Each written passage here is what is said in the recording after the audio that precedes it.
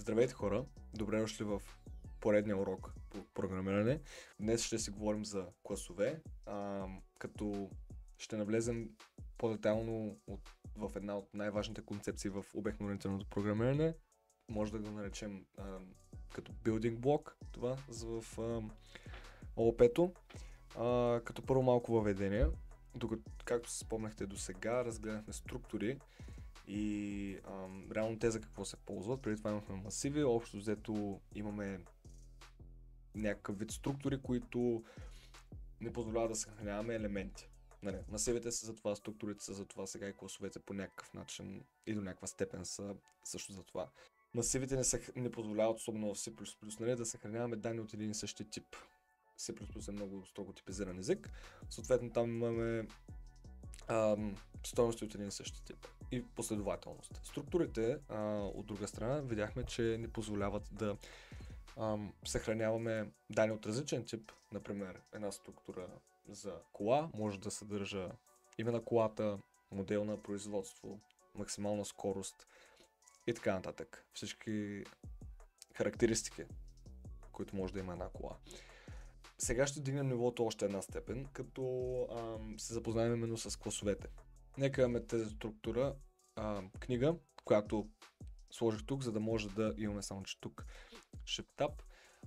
Да имаме една структура, която може да ползваме, все малко ще я напишем като клас, за да може да видите, нали, реално основните разлики между двете, между двете структури, но общо двата контейнера, така да се изразя, на данни, структури и класове. Нека започнем с една прилика. Както знаем, за структурите обяснях каква е разликата между, нали, структура и обект, как да правите разликата. Структурата може да се представите като един blueprint и като нещо, чрез което вие може да създавате различни видове обекти. Тоест имате все едно релация едно към много, с други думи все едно имате релация едно към n, една структура, много обекти. Например, нали, имате структура кола и от нея, както казах по-рано, може да създадете обекти, примерно Volvo, BMW, Audi и така нататък. Тук е по същия начин с класовете, от тях може да създавате различни обекти или инстанции.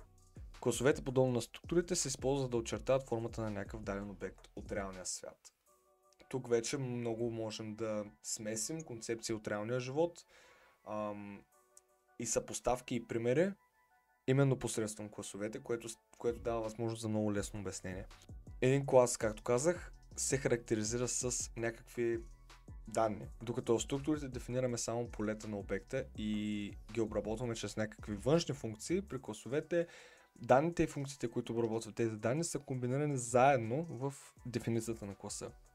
А данните и функциите се наричат членове. Съответно член данни и член функции или методи. Аз ще използвам най-често наименованието член данни за данните и методи за функциите. Мисля, че така ще е най-често срещаното от вас наименование. Полето в един клас е аналог на променливата, докато метода е аналога на функцията.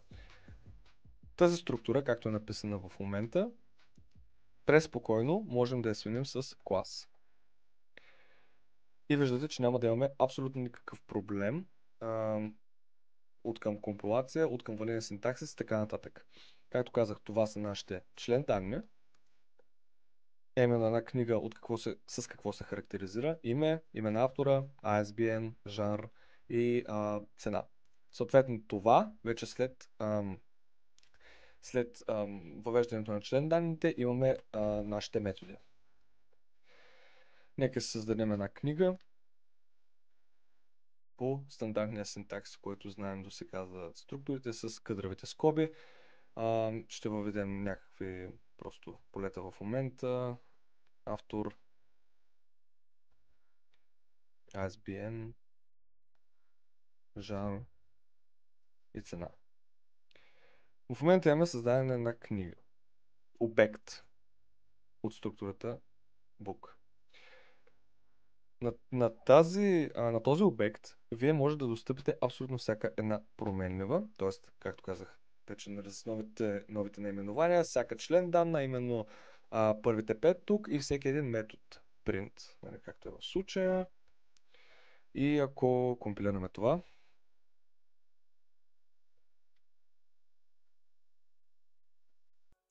ще видите, че спокойно ще ни изпринтира данните, които сме написали. Така, това е докато като имаме структура. Сега, ако това го сменим на клас, ще видите, че имаме проблем. Първо, обектите не се инстанцират по същия начин. Ще стане на въпрос и за това след малко. Как ние да инстанцираме обекти от класа. Обектите не се инстанцират по този начин, защото няма такъв конструктор. Това понятие ще го дефинирам също малко по-късно, но това, на което искам да обърна внимание тук е, че тази функция не пише, че е inaccessible. Защо? Защото в класа е много важно изрично и експлицитно вие да се дефинирате кои данни, така да се изразя, ще са ви private и public. С други думи, достъпни от външния свят, като външния свят разбирайте всяка друга част от вашата програма и кои ще могат да бъдат достъпвани. Това се случва посредством двете ключови думи private и public. Стандартна практика е вашите член данни винаги, особено сега в повечето програми, които пишете, вашите член данни винаги да са private и те винаги да са капсулирани. Това е един от четирите принципа на обектно-ориентираното програмиране, за което ще говорим в следващото видео, понеже това ще стане много дълго иначе. Нека за целта да си направим private, както казах, с ключовата дума. Се дефинирате, нали, кои ще са ви private полетата, с ключовата дума public ще се дефинирате кои ще са ви публичните полета. И съответно, не полета, ами без значение, може и полета и методи. Стандартна практика, която ще виждате е точно това. Private на член данните и public на методите, за да може външния свят, всеки един обект от клас book да може да си говори и да обработва данните посредством методите, а не директно чрез член данните, както ставаше в структурите. В структурите, нали, директно можехме да кажем тук book. Ето то даже компилатора, нали, в случая идето Visual Studio Code, ще ви подсети, че вие не може да достъпите някой от private член данните, ами само нещата, които са публик. Ако тук сложа някоя публика, примерно int test, ще видите, че тук, когато цъкна точка, имам и достъп до член данната тест. Но много рядко ще срещате член данни, които ще са ви публик. Обикновено член данните са private, както казах, и методите са публик и чрез тях вие управлявате данните в обекта. Това е може би най-важното и най-есенциалното, което искам да запомните от това видео. Ще закоментирам това, което имаме тук и ще искам да поговорим малко за ето така, и ще искам да поговорим малко за конструкторите. Конструктора не служи за общо дефиниране на как един обект се създава. С други думи, нека тук направим един клас person, защото както казах, с класовете в обектното ориентирано програмиране много лесно се прави аналог с нещо от истинския живот, не е като примерно указателите, с които не можем да направим толкова лесни аналози, но тук това е доста лесно. Аз как обичам да правя, когато не създам класа, първо се пиша private public, както показах по-рано двете ключови думи и си избравям член данните, които искам. Нека този наш person има име, което, нали, е масив от максимум 64 характера. Нека има age, примерно birth year и, например, височина и тегло. Така може да ги изброявате, между другото, с запетайки, подобно на променливите. Така. Имаме 4 вида конструктори. Първият е по подразбиране, или така наречен дефолтен. Вторият е конструктор с параметри. Третият е копи конструктор или копиращ конструктор. И четвъртият е така наречен деструктор. Изрично уточнявам, копи конструктор и деструктор са есенциални, когато имате поинтери или указатели като член данни и вие работите с динамична памет. Общо взето, най-просто казано към момента. Тяхната сила се изразява най-много там, особено на деструктора. Деструктор, тук може да запомните това твърдение, че деструктор не се пише, освен ако имате някаква динамична памет, с други думи работите с някакви указатели тук в член данните, например int data. когато имате указател към някакви данни. Нали, то буквално всичкото са данни, но имате указател към някаква дейта от тип integer. Нека направим един дефолтен конструктор, за да видите за какво става въпрос. Дефолтен конструктор, всички конструктори между другото се пишат последния начин, като по някакъв начин в тях участва думата, не думата, ами името на класа. Това е дефолтният конструктор, пишете името на класа и отваряте скобите подобно на метод или някоя функция. И дефолтният конструктор, както по името може да се досетите, служи за задаване на някакви дефолтни стойности, които искате нали, всеки обект от тип person да има, ако изрично не се подадат други, за които ще стане въпрос с конструктора с параметри. Например, тук можем да кажем this age да е равно на 0 и това за сега не стига. Това какво ще се, нали, как се превежда буквално това, когато създадем един person p по този начин, това автоматично тригърва дефолтния конструктор. Тоест, когато нямате тук скоби, нямате не pointer, не всъщност pointer може, защото ако направите така new person, това ще тригърне по абсолютно същия начин дефолтния конструктор. Но въпросът е тук в скобите, като параметри вие да не сте подали други стойности. Така ще се изпълни само дефолтния конструктор. Така, нека се върнем на person P. Следващия конструктор, който искам да наблегне, е конструктора с параметри, в който вие може да подадете. Той служи за задаване на стойности на вашите член данни. С други думи, тук може да подадете name, pointer. Нека това да го направим така и тук name пак ще го направя pointer. За да махнем, нали, вече хардкорните стойности все повече и повече ще свикваме да използваме указателите int age, int birth year, double weight и double height. Така. Както забелязвате, имената тук са едни и същи. Ще използваме така наречената ключова дума this, която, както може би се зачудихте какво представлява тук горе, когато я използвах, за да зададем стойностите. Най-просто казано, this е референция към вашият клас. С други думи, тук, примерно, когато кажете this name равна name, вашият компилатор, то даже Visual Studio Code се ориентира доста добре. Всъщност това няма да стане, защото трябва да е с ctrl copy this name, ето така. Не знам защо ми казва, че да, разбира се, тук трябва да е string, не, stream, няма такава библиотека. И да, това трябва да се махне точно така. И в момента, както казах, вашият компилатор, вашето идея, простете, се ориентира, че this name става въпрос именно за name, т.е. за член данната, която е вътре в вашия клас. Затова служи this, така вие да, нали, той по стрелката се разбира, че сочите към член данните на този клас. Докато този name е просто променлива, която идва от външния свят, от някъде отвън. В случай, нали, това ще е main. Така можем да направим абсолютно също и за отделните променливи. Birth year равна birth year. This weight равна weight. This height равна height. Точно така. Това ни е конструктора с параметри. И той за какво служи? Тук в момента ние ще можем да се зададем някакви стойности. Например, аз като първо име години 22, бъдетя 2000-та, сега се задавам малко данните, тези няма да ви казвам, слагам на стойности, ето така, например. Ще продължим с другите два. Копи конструктор от своя страна е аналогичен на конструктор с параметри.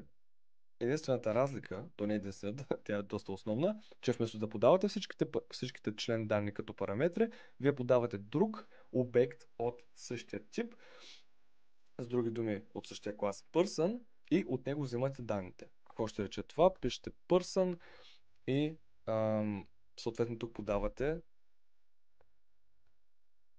някакъв друг person, който традиционно, нали, може да използвате така other. Ако искате по някакъв начин този other да бъде променен неговите данни, обикновено няма да искате, съответно няма да има нужда вие да слагате референция, може да работите с ето така по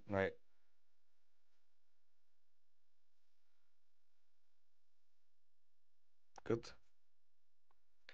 Ето така трябва да подадете референция към другият person. И в момента какво може да кажете? Може да кажете по същия начин това, което имахме горе за параметрите, само че с член данните от другия клас. This name, искаме да го приемем other.name. Затова е референцията в случая, за да достъпите, в момента вие ще достъпите name, въпреки че той е private, когато имате тази референция. Ако ли не, ще използвате съответния getter на член данната, за да вземете тази стойност. Какво са getter и setter, ще кажа след малко, като последна част от видеото. Нека тук продължим с this age да е равна other.age, this birth равна other.birth, this weight равна other.weight и this height равна other.height. Ще видите. Да. Окей. И виждате, това е копи конструктора. Ще покажа само пример за деструктора. В момента ние нямаме никаква динамична памет. Не, всъщност имаме.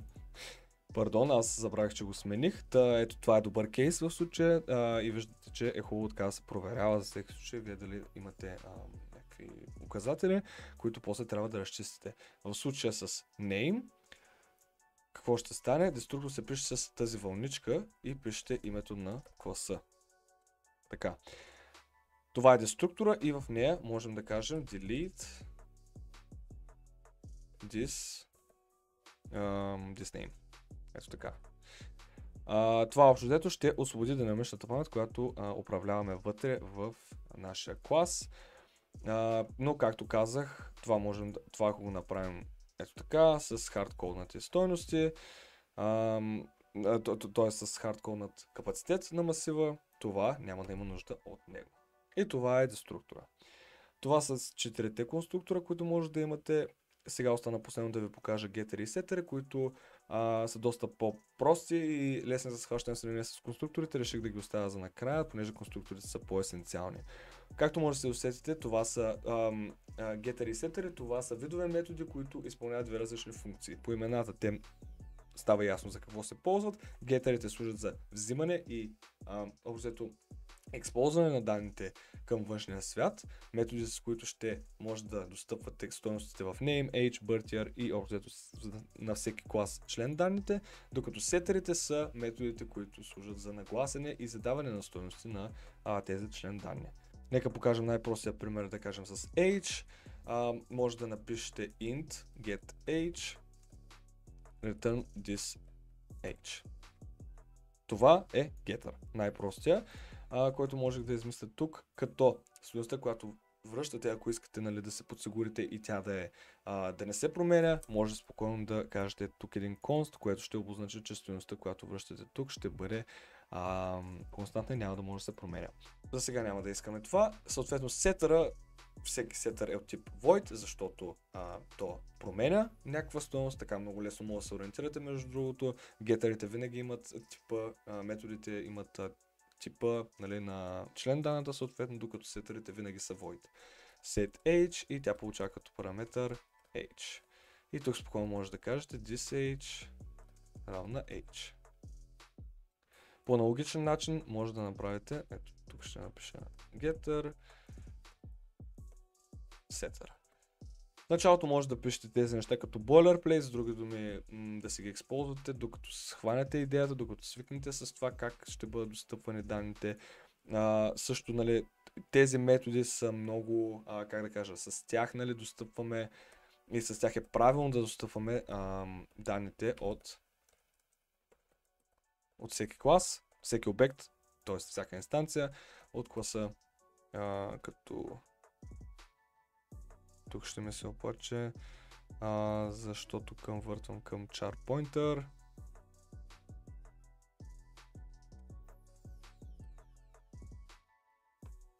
Да, точно така. Тук бях забравил const.